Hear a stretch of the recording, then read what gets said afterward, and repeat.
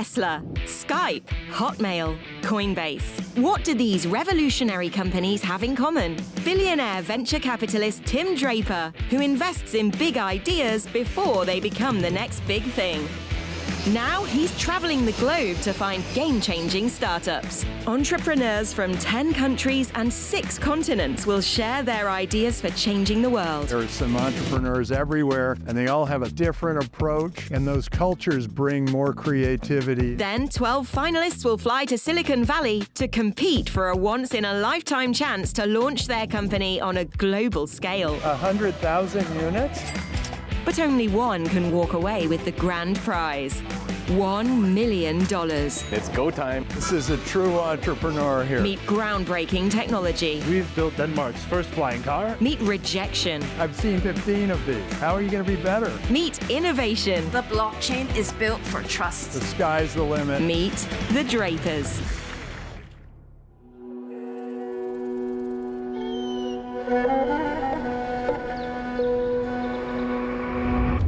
Try not to make, well, no, make as much noise as you want. Hi, I'm Marina, the founder of Diagnio. Diagnio helps women in their fertility journey. My name's Reza Joffrey. I'm the founder and CEO of MetaWorldX. MetaWorldX creates digital twins of the world. My name is Rustam, the CEO and founder of Iman. Mark, one of the founders and CFO. Iman is a Halal Financial super app. Amin Stali, co-founder and CTO of Provenmed, the solution for incontinence. Morad, I am the co-founder of TakaDAO. TakaDAO is a cooperative insurance that helps Muslims all over the world to get insured. Shireen, I'm the co-founder of TakaDAO, and whatever he said. What would it mean to you if Tim Draper invests into you as an entrepreneur $1 million? For me as an early stage entrepreneur, $1 million is like a big amount of money. That would be amazing. That would be like a big step to achieve our vision of bringing Islamic finance to the world. Whatever happens, whatever the outcome is, we're just so excited and so humbled to be part of this. Investing in me will give our solutions to the millions who need it today. We get to validate whether what we're doing really is going to have global impact. It's going to be fun.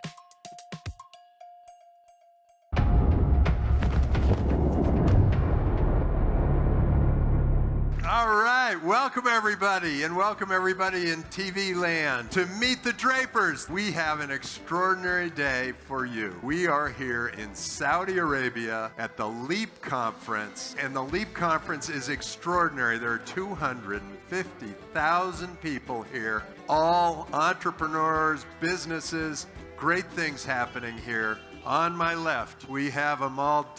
She is a general partner of 500 Global, as a part of the Entrepreneurship Center here in King Abdullah University of Science and Technology. She's also a part of the New Ventures Acceleration and Corporate Innovation Program. Welcome to the show, and great to have you here. Really excited to listen to all of these pitches, and we're so psyched to have everybody coming to Riyadh, you know, doing everything they're doing around technology. And what are you going to be looking for in these entrepreneurs? We always look at the founders, and I cannot really deviate from that mission. Their experience, why they're doing what they're doing, and obviously how are they going to communicate their ideas to us entrepreneurs, the resilience and their ability to really show us what they have done, maybe even without funding. Fantastic. And on my right, we have royalty. Prince Sultan, the grandson of the king of Saudi Arabia. I think that's why he has me here, by the way. No, I have him here because he's a good friend of mine. He and I have learned so much from each other, and he has also been a venture capitalist and has funded the biggest unicorn here in Saudi Arabia. How did you find that company, and what made you decide to back them? The way they thought, the way they communicated, easily explained their idea. That's what I look for. I look for simplicity. I don't like complex. I find that complex answers usually mean you're trying to hide something or don't really know what you're talking about. Good. I'm looking forward to hearing your questions. You've got an instinct for this business. I know it. I hope so. And what these two don't really know is that they are now a part of the Draper family. We call this show Meet the Drapers.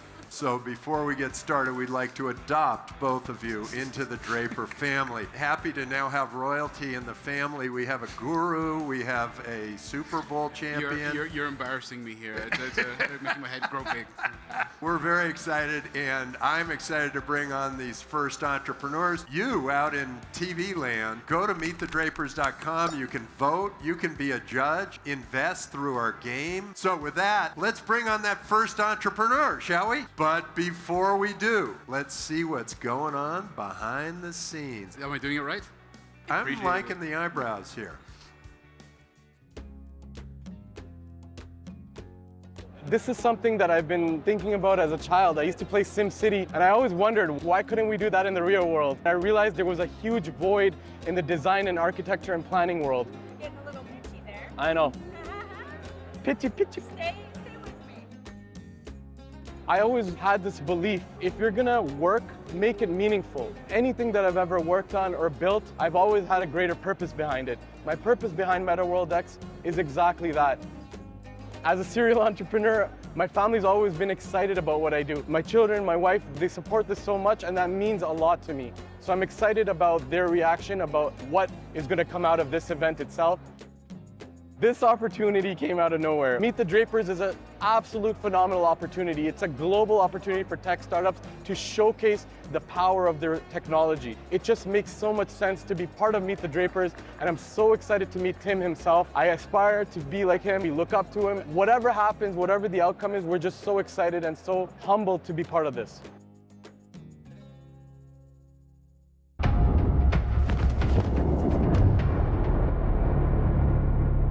This is what it's all about. The show's about to start, and it's go time. Let's do it. Bring out our first entrepreneur. So we have Raza Joffrey telling us about MetaWorldX. Raza, give us your pitch. Coming on stage, it was just an invigorating feeling. I was very excited with all the lights and stuff in the crowd. It felt nice. Good morning, Draperverse. Thank you for having me here. I'm the founder and CEO of MetaWorldX. We're empowering sustainability through digital twins. Cities are growing faster than ever before. They need a solution. We're here because we've been invited by our partners, AWS. They have all this data that they provide the cities, like air quality, water buoyancy, traffic, pollution. By the time the city gets this data, they don't know what to do with it. They can't react fast enough. All of this data now we can bring onto one platform. The solution is MetaWorldX. We built a very powerful platform that allows decision makers, cities, to be able to see not just the past, the present, but also the future of the city. You can take live data and you're able to do simulations. So our platform essentially allows you to be able to do risk mitigation. This powerful platform builds on the experience I have with all my other startups. What we're doing now is we're creating a digital twin of the world. So it's the metaverse of the world for the world. Wait, you said all my other startups. I mean, if you're an entrepreneur, this has got to be your life. Yes, absolutely. I've exited my last one. Okay. MetaWorldX is my baby now. I think I was more nervous than I expected. Okay, so what is this so that you can sell to governments so they can plan cities? So this is mostly for governments, for cities. As an urban planner myself, Tim, I would use this solution because it helps with shadow impact studies. As our cities are getting more dense and more crowded, we needed something that can help visualize everything. Now I can see this being very relevant here in Saudi. They're building 7 new cities from scratch. How much of your business is consulting to the government and how much is the software you're providing? We focus on the initial problems first. We scan the city with LiDAR scans and point cloud technology, and then we recreate the city using Unreal Engine, which is a gaming system. It's a partnership, and because we're licensing it, every 6 months we're updating the visualization, so it's a living, breathing environment. You've mentioned that you rely on the IoT systems or every network that's already in place, and what if there isn't? Do you have to collaborate to buy the IoT systems? Because you're talking about predictive technology. Yes, yeah. You're talking about decision making on government municipality level, life-threatening situation. If that works 100%, you're really selling something that's super huge. Here's the thing, AWS, for example, and all these other companies are working with IoT sensor companies. The hard part is building the digital twin. We've taken care of that. You build it and they will come. I understand this is preemptive software, but I've already seen dozens and dozens of metaverse options, and very similar to this, some almost identical. In 5 words, tell me why you're different. It would have been awesome if we could show them what it looked like we're doing at the booth. Just like the Prince mentioned, he sees a lot of these, but the differentiating factor is key. It's something that we were able to leverage because of artificial intelligence. 5 years ago, I would not be able to build the city of Toronto within 2 months. I don't want to hear a rehearsed answer, right? I just need in 5 words why you're different. 5 words only. Because we're integrating. Yeah. Because we're integrating. You got 2 more. IoT, smart cities, metaverse, digital twins together. Thank you very much. Appreciate it. I tried. It's just super, super cool to be pitching to people at that level. So to get their feedback and to listen to their questions, you learn a lot from what they're saying and what they're not saying. Okay, thanks so much for being on Meet the Drapers. Great to have you on the show. All right. Oh, all right, good job. I was getting up to shake his hand, but... Oh, he's gonna make it up. Congratulations, good to have you on the show. Thank you. To actually go to Silicon Valley and win would be huge. The validation and the global coverage this would give MetaWorldX would be massive. I'm so glad that I got to go first, because now I get to relax and watch the other pitches. Coming up on Meet the Drapers. Who would that upset, this product? Who's gonna be upset? Who's not gonna like this product?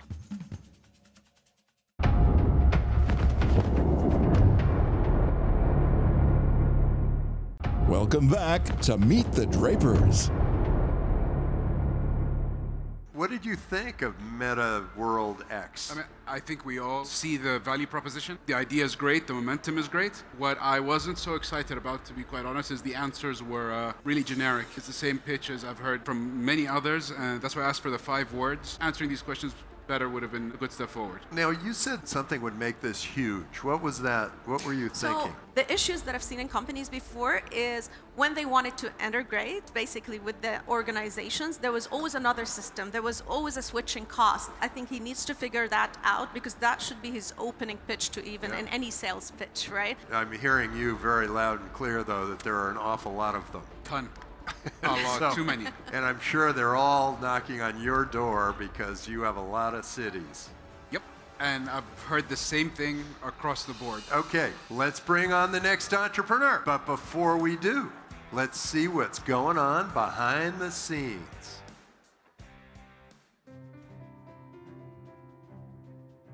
Can I do that again? Yeah, go ahead. Yeah, sure.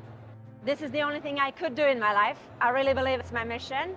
I have a privilege to be born to this world as one of the first IVF babies in my home country, almost 40 years ago at the birth of this technology. So I just kind of dedicated my life to healthcare and technology.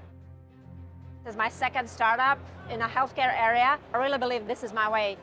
My desire is to build a global company. For me, as an early stage entrepreneur, with all the hard data on the fact that the women's businesses are underinvested, it's just a good push for me to be there and to be at the forefront and like one of the first women which can actually get investments and can drive this market forward.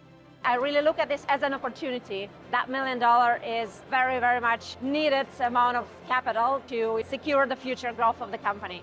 I do understand the problem. I do know how to solve it. And yeah, that's why I'm doing it.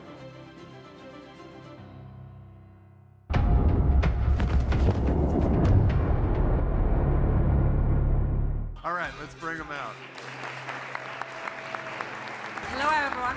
A bit nervous, or actually a lot nervous, but trying to, breathe and fill myself up with the confidence.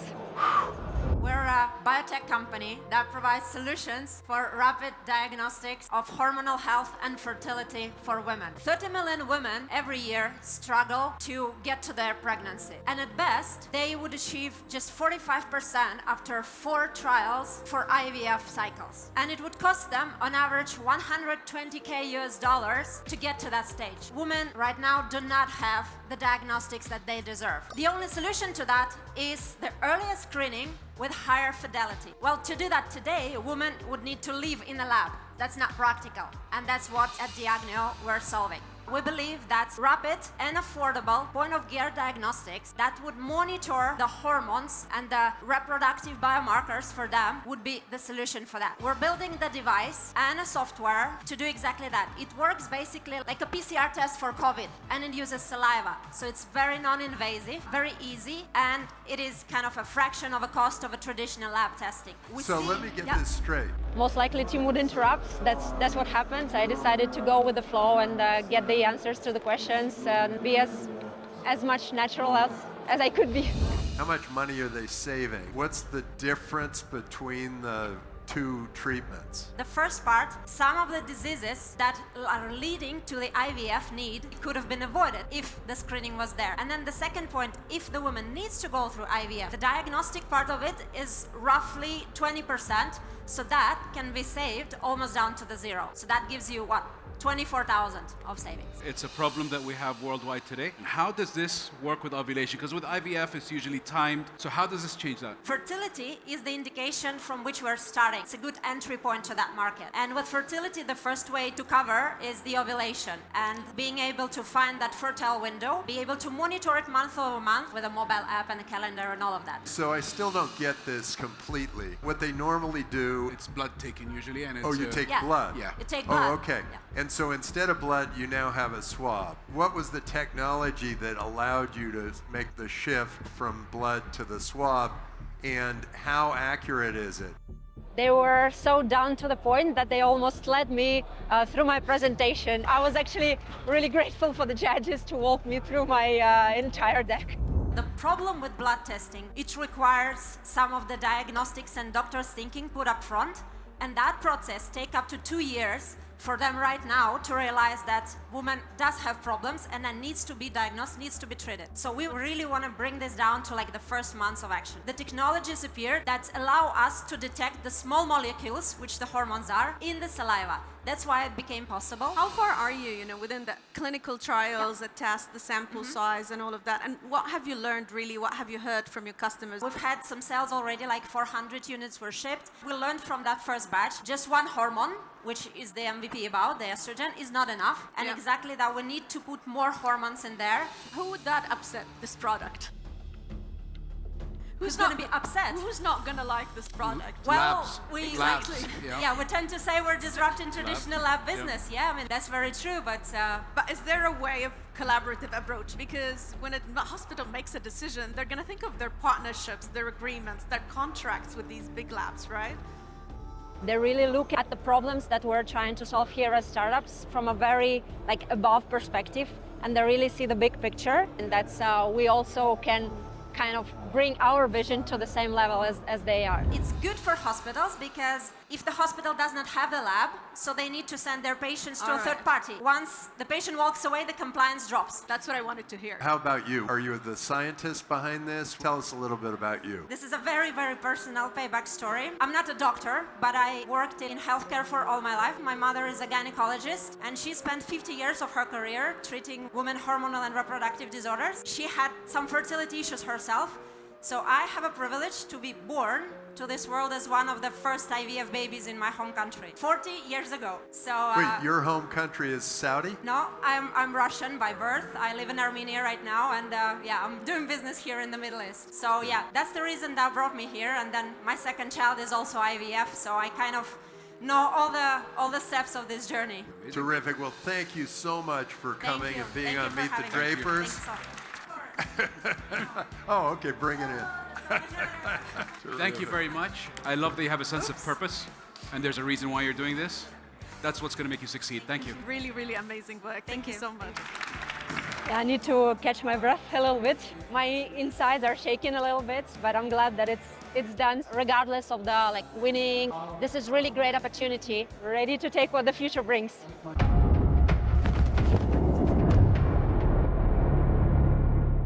Well, what did you all think of Marina and Diagnio? It can potentially solve a very big element of IVF or the fertility process, which is just moving from home to clinic, every day, every 2 days. That adds a lot of emotional pressure, physical pressure. It's not cost effective. Value proposition's there. What I liked about this the most, it's her purpose to do this. She knows what it's like. She is part of it. And that will drive her to go to the next stage faster and better than anything else. I love her answer. She's an IVF baby. Yep. That'd be an interesting conversation with your mother.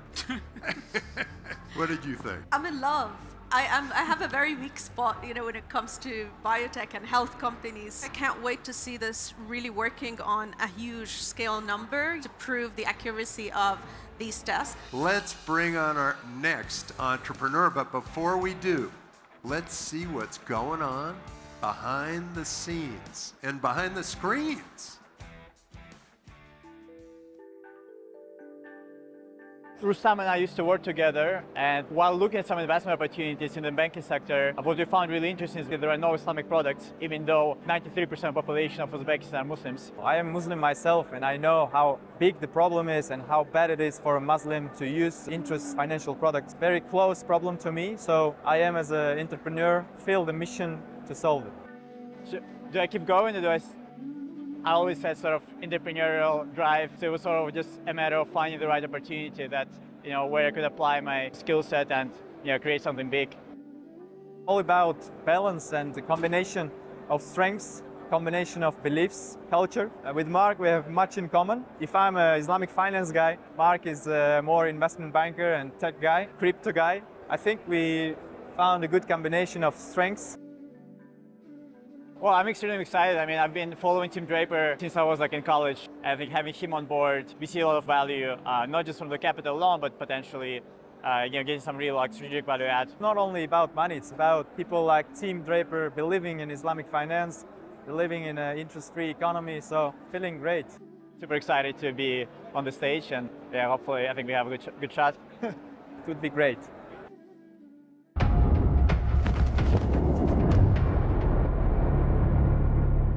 Assalamu alaikum wa rahmatullahi wa barakatuh. Hello everyone. Hello dear judges. Super excited. Today is the day. Looking forward for some positive emotions. Almost 1 billion Muslims worldwide, or 25% of the world, can't use Western banks because of interest, but they can use us, Iman. Iman is interest-free super app that allows people to invest and borrow interest-free, basically in 2 clicks. Only 1% of retail banking in the world is Sharia compliant out of whole retail banking. So Iman has a solution of B2C and B2B. Now we have 200,000 users, 30,000 investors, and 20,000 borrowers. Currently we do $10 million in transactions. So we already operate in 2 countries, in Uzbekistan with our B2C product and in Kazakhstan with our B2B product, where we partner with an Islamic bank and also a telecom company with over 200 million users. And that's really our strategy, continuing growing our B2C business and scaling globally, but partnering with banks and other fintechs. It's not just the user experience, it's not just Sharia compliance, it's our credit scoring model, which makes us really unique. With our credit scoring model, these banks can serve unbanked customers in the most undeserved markets. The strongest asset that we have is our team that already built a $1 billion bank that's already publicly traded. So tell me something. I'm not completely familiar with this Sharia compliance. What if you want to lend somebody money to buy a house? What happens there? Is there any collateral? Islamic finance is not some trendy thing right now that everybody knows, everybody gets. It's really difficult to deliver how big problem is. It trades, so it buys the asset first and then resell it. On investment side, instead of fixed interest, Islamic banks do the partnership agreements with the investors, agreeing the profit participation rate, like venture capitalists do. So the lender has to have a skin in the game. That's the main thing. I'm a little more confused than I was before. It's hard to sort of understand the problem, how big the problem is. You have to really change your mindset to understand first the scope of the problem. Exactly. I think that was the biggest question left on the table. Maybe Sultan, you could ask them something. I'd like to ask you, why are you doing this? That's personal for me. Interest is prohibited not only in Islam, but all in other religions. And I feel personal mission to bring Islamic finance globally. There are so many belief systems within the Islamic faith and ideologies and points of view. How are you going to deal with that? The processes are the same, just the details are a little different, and the contracts. They may be some additions to the contracts. It's a sensitive topic. It's very close to religious principles aspects, but it's a problem for everyone. Who is designing your experience, and the technology? Alternating that will be super tricky. We have very strong product management team. Together with this product management team, we work with the Sharia scholars. These 2 teams consult and design the products according to the Sharia Because principles. that's the key. A lot of these, Sharia compliant products may not really fit how people are thinking. So product versus, what consumers really want is super important and tricky here. Aren't there like thousands of these doing the same thing? People have tried to solve this Sharia compliant bank thing for a long time. Yeah, and there are lots of Islamic banks as well. But the unique point here is our B2B model. So we are building the B2C products in microfinance. So we are enabling banks to be Islamic banks. Islamic banks. Terrific. Well, thank you so much for being on Meet the Drapers. Great job. Looks like something really interesting. Where did you get this shine? It was wild. I haven't been on the stage too many times. I haven't been on stage, in front of Tim Draper. Yeah, it was a really cool experience. It was easier for you because I started the pitch and I started really bad. And after that, it went better and better. But I hope we spread the word, we spread the product, we spread the idea. This is the beginning of something great. Coming up on Meet the Drapers. So number 1, partnerships. Number 2, partnerships. What do you mean?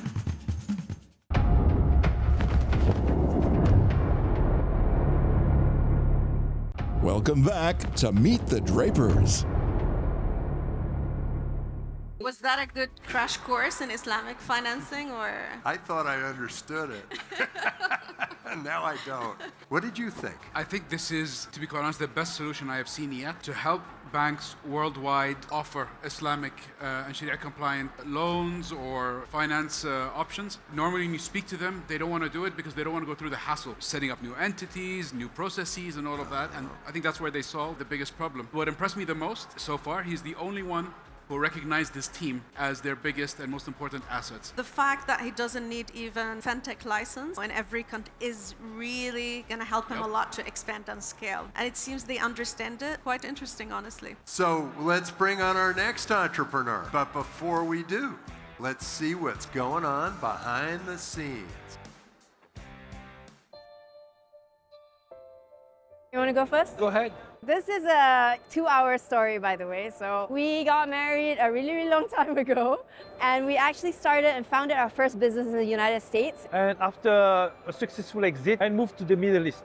We have 7 children. He always messes up that number. My oldest son is 19. My youngest is 3. Conventional insurance is not permissible in our religion. We wanted to do something, therefore, meaningful for us, and that for me constitutes my life's work, something that I'm passionate about and something that I hope can really make a dent in the world and leave a good legacy for myself and my children. We realized that how can we build a product that can uplift the life of millions of people who are actually underinsured. This is why we decided to build TakaDAO. So we do this quite often. I'm usually the one who ends up pitching just because I have probably a certain style that usually is quite successful. So I'm okay, I'm excited, I'm looking forward to it, and do my best. She deserved the whole thing. I mean, in terms of pitching, being in front, and I'm just here to support actually. Sharon, I don't know if... Khalas, you said it all. We get to be on the global stage, which is something that is an opportunity that doesn't come by often. Team coming to Riyadh is like unthinkable. So it's a dream come true, to be honest. We get to play with the big guys. So I think that network, that mentorship is going to be very important moving forward, whatever happens. Of course, I hope I win, but whatever happens, I'm glad to have been a part of it. I'm sure she's going to make it. Team, we're waiting for you and your team.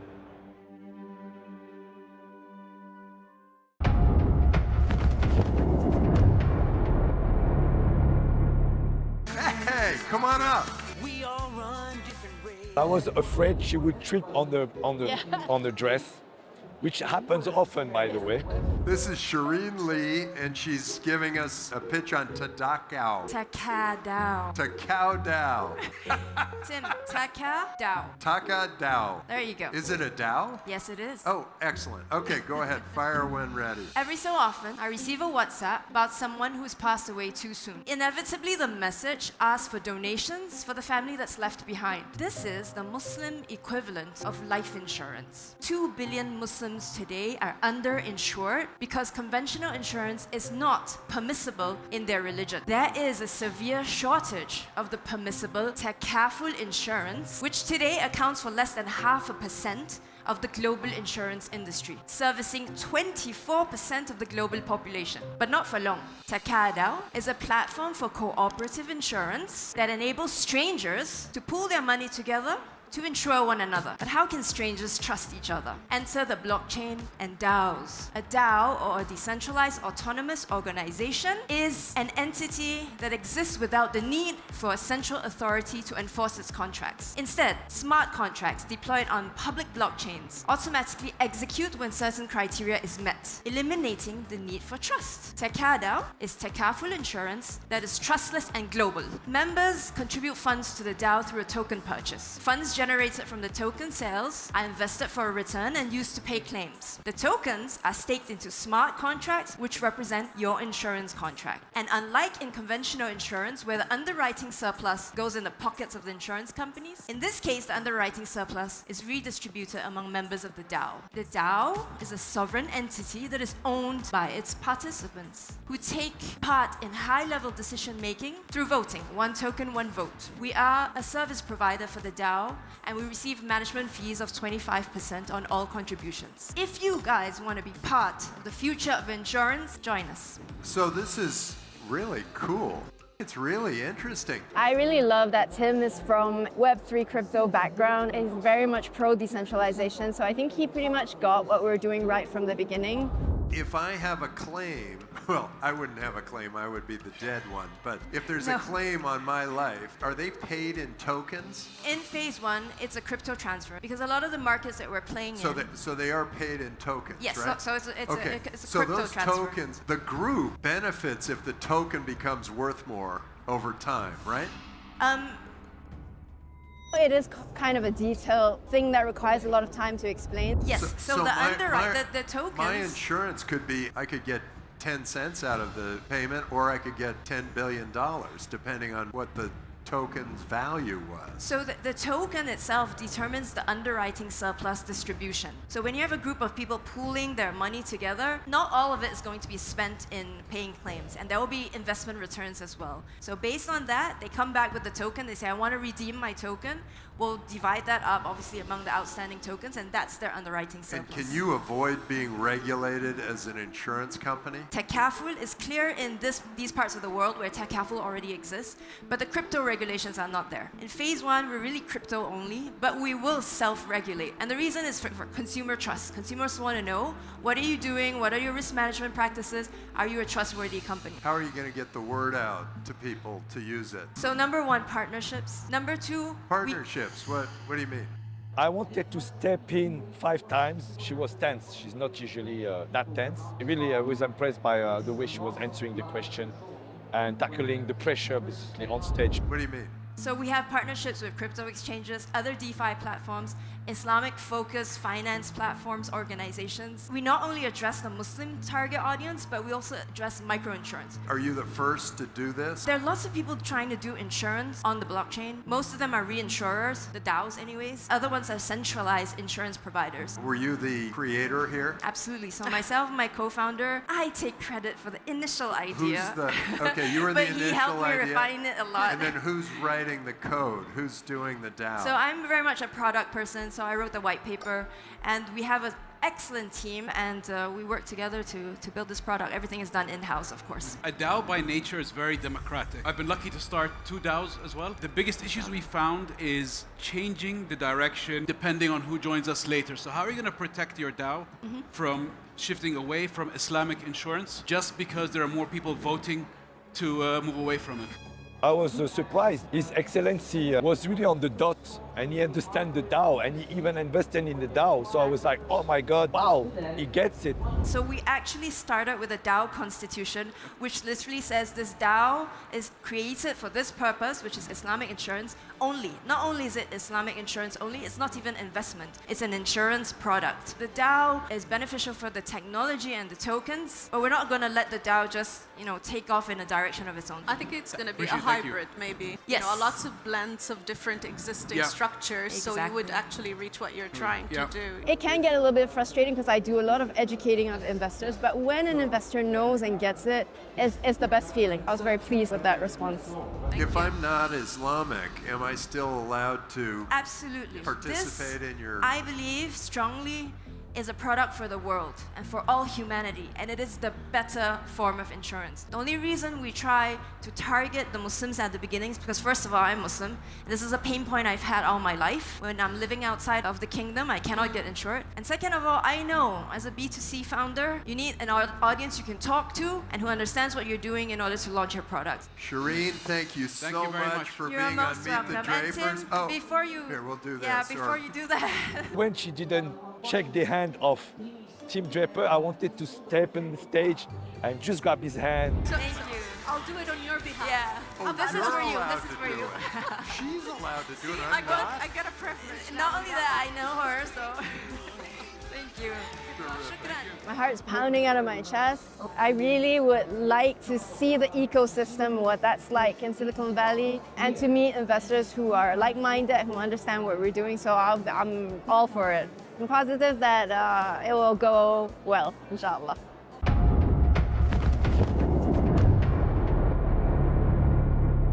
I thought she was fantastic. She knows what she's doing. She clearly went through it all. I mean, she knows all the details. She was prepared for all the questions that we asked. Although prepared, but they weren't rehearsed word for word. And that shows the belief in what she's doing and that she really wants to do it and she knows what she's doing. Comes from a good place. It You does. can tell that, and a need that she has seen. And that type of businesses requires the belief inside in order to attract the partners, to attract the customers. Starting a new token is always a little dicey. Tricky. You don't quite know what it's worth, but it's a really good use of tokens. I think insurance is ready for a little bit of a disruption, so I'm kind of game for helping out here. I agree completely. Let's bring on our next entrepreneur, but before we do, let's see what's going on behind the scenes. And I know the whole thing's live, but I gotta blow my nose. So we're gonna do that live. How's that? Several years ago, I lost contact of my dear friend. He was a very active person in society. And after surgery, he lost his bladder control. He was depressed and embarrassed. As his friend, I wanted to help him. A fixer by nature, I have been making and breaking things since I was a kid. I really heard that call that I need to make him for him. I'm so proud that I took that call and I moved forward. I put all what I have in it, believing on the near future that we are making together. Whatever the challenge would face me, I need to make it. I'm delighted to be one of the founders pitching to Meet the Drapers. We need more visibility, we need a voice, and we are tackling a problem which is a taboo. Investing in me will help that social impact, that voice to be raised, and to help all those people who need the solution. Coming up on Meet the Drapers. It could be any number of these, and we're hearing it, we're hearing it, we're hearing it.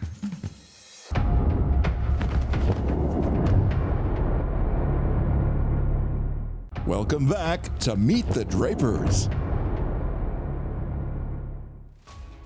I felt my body walking without legs. I'm gonna pitch to the Draper. Well, listen, I have something to show you. Look at here. I'm wearing the product. Don't tell anyone, okay? I'm gonna tell them on the stage. So you're Amin Stali at Provenmed. Yes. Give us your pitch. I have a question. If you were scared that you wet yourself, would you leave your house? There are more than 423 million people around the world haunted with this question every day because of a problem called urinary incontinence, a loss of bladder control caused by diseases like diabetes, prostate cancer, dementia, and all the nervous systems. And still it's a hidden problem nobody talks about. Several years ago, I lost touch with my friend. After surgery, he lost his control on his bladder. And together we came up with a prototype, an external catheter made specifically with biomedical silicone designed to be super comfortable. It's attached to a very special boxer to make it easy for people. They don't need any assistance. They just can wear it. And it has an integrated washing system. We use water and it cleans all the area and takes all the residual down into an integrated urine bag. We have more than 13,000 people using that, and we want to do more. We started also developing the women product. We got a patent worldwide, and now we are at the verge of launching it. So we developed also a sensor, and this is the first sensor that works with biosignal. So does this need FDA approval? Yes. Is it a 510K? Is it the... Yes. Yeah. So have you gotten it? Yes, we got it. You've gotten FDA approval? Yes, we got the FDA, we got the CE, we got the South Korean FDA. So you're starting to sell it? We are selling already in 7 countries. How many have you sold? What are your revenues now? We sold 13,000 devices so far, and last month we signed with one of the largest medical distributors in Saudi. They're gonna distribute our product all over the kingdom. I was planning to show that I'm wearing the product after the pitch, but because of a lot of questions and a lot of energy going on, I forgot. Can you expand on the distribution model, please? Yes. And how does it work and the business model? First, we go for specific distributors who have access in the healthcare. The first launch will be hybrid B2C, then they move B2B, because this product not only for those patients, 100% of all hospitalized patients, they use an invasive catheter. People who went for a small surgery, they can use our product, and that saves cost. How much do you sell them for? And is it a one-time purchase, or is there a service involved? So the product is a kit that costs $220 with a couple of other consumables. It reached to $800 for a year. And is that mostly an insured product? Like, do you work with insurance companies? Yes, we got one insurance company in the UAE, which is already insuring 100% the product, and now we are pushing our partners to work on the insurance companies as well. And what's your cost of goods sold? Around 40%. Something that's $800 a year costs you how much? $380? So one kit, it cost us around $40, but we sell it to the B2B in a wholesale, so we have a decent margin. But again here, we are not just in a business of generating money, but we are in a business that giving those people their life back. You had me until you said we're not in the business of making money. That was a little bit off. I sound like an NGO, but I'm not an NGO. But what I meant is we make money, but we make more than money. We make people happy. We are making money. You gotta make money or you're not doing anybody any good. Of course. But I'm telling you, my true inside of me, how I started, I did not start to make money. No, I love the whole story. Yeah. It's fantastic. Yeah. But you've got, if you want the world to see it, you got to make sure the business works. Definitely. And we believe that we have a great business model. Our partners are happy. They are making money. We are making money. How do you really balance between the science and the sales and the operations and the manufacturing? There's so many components here. Yeah. I just want to know, how is it being managed, you know? And then what's next from here? I think they understood very well the problem and the solution, and they know that this is something needed, and I think they felt what I was talking about. All the team are founders. We give them the freedom and the possibility to act as a founder. So we got somebody taking care of manufacturing, somebody taking care of R&D. We got access to South Korea. We have team members in South Korea where we have access to a very good advanced ecosystem. So that's the largest market you've got today. Yes. What is the market that you aspire to, to be in? The USA. So today we sell to the USA, but we sell B2C. Terrific. Thank you so much for coming and presenting here on Meet the Drapers. Thank you very much. I have been participating in many stages, but this one is truly the best. It has that energy. I can feel it that we're gonna be successful in USA. We need to go there.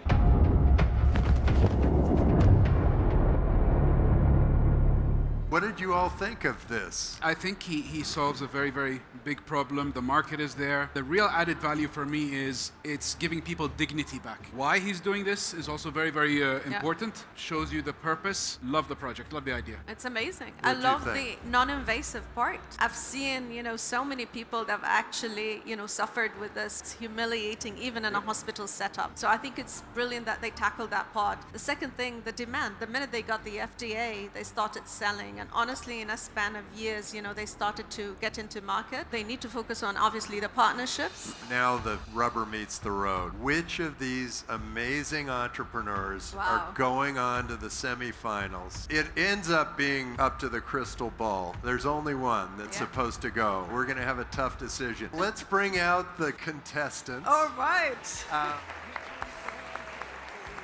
Let's take you guys one at a time. MetaWorldX. The most exciting for me is that you're going to have data that's very valuable. Although selling to governments is tough, I also worry that it's a consulting business that would have a lot of competitors. Diagnio. Wow, we were really impressed with what you've got. Beware, you are up against a ruthless group of competitors. Iman, I had some confusion when I heard you. I had one feeling about Sharia compliance, and now I know it's not a clear-cut thing. Sultan mentioned that he liked what you were doing better than most of the ones that he's talked to. That weighs very heavily. TakaDAO, getting a token off the ground now is very difficult. But you're onto something, you're hitting a hot button for me, which is you're going to reach one audience that's a forgiving audience, and then you're going to reach the rest of the world. And I think that's quite powerful. Provenmed, it could really transform some lives. You're more passionate about the customer, which is great, than about your business. A lot of people have good hearts, but they're not realizing that to do something really extraordinary for the world, you have to make money. With your help, we're gonna do that. So with that, I have no idea. So we're just going to have to rely on the crystal ball. May I add something to all 5 of you? Just being here shows that you guys have the right idea, you're taking the right steps, you're doing the right thing. You guys have already won. Keep doing what you're doing, inspire others, and I wish you all the success. Thank you for doing what you're doing. Thank you. Thanks. Thank you. Let's hear it for the entrepreneurs. Okay, now it comes down to the crystal ball, because I have basically given up. These are some of the best entrepreneurs we've seen on the show. We're gonna do the oh, it's getting very powerful here. It could be any number of these. And we're hearing it, we're hearing it, we're hearing it. TakaDAO! Congratulations, TakaDAO. You moved forward. I was impressed with every single one of you. I wanted to step on the stage and just grab his hand. She cannot shake the hand, but I shake you. Listen. Listen. The co-founder of TakaDAO. And I got a hug. Fantastic. For those of you who are not going forward, if the viewers vote you in, you go straight to the finale. See you next time on Meet the Drapers. Dude, I feel on top of the moon. It was super exciting, super happy. She deserved it. Vote for Provenmed, not for me, but vote for those people who need the product. We need to raise their voices. We need to tell them that there are solutions out there. Vote for them. I believe that Iman will change the world. The audience can make the change. I think it's about the mission, it's not about the product. It's not just business. It would be fun to be on stage again. I mean, I truly believe what we do is really, really important here and now, not in 10 years, not in 20 years, but really this is something that can be done today for millions and millions of women. We have the ability to build something that helps the entire world. Together, we can do this, and I hope the whole world can embark on this journey with us. Let's go. There are so many companies here, so many startups, biotech to AI to metaverse to fintech to space even. It's the will of the people of Riyadh that we're getting to sense here, understanding the value of building a better future. In some countries, everything's been done already. So in Riyadh, that has rapidly opened up. So there's a lot of new opportunities, forward thinking and welcoming to new ideas. There's been a lot of hype around Saudi Arabia for the last few years. Seeing this conference, seeing like all the entrepreneurs, investors, it seems like this stuff is really happening here. Doing business here is the right place and the right time. There is a vision, making things happen, making a better future together.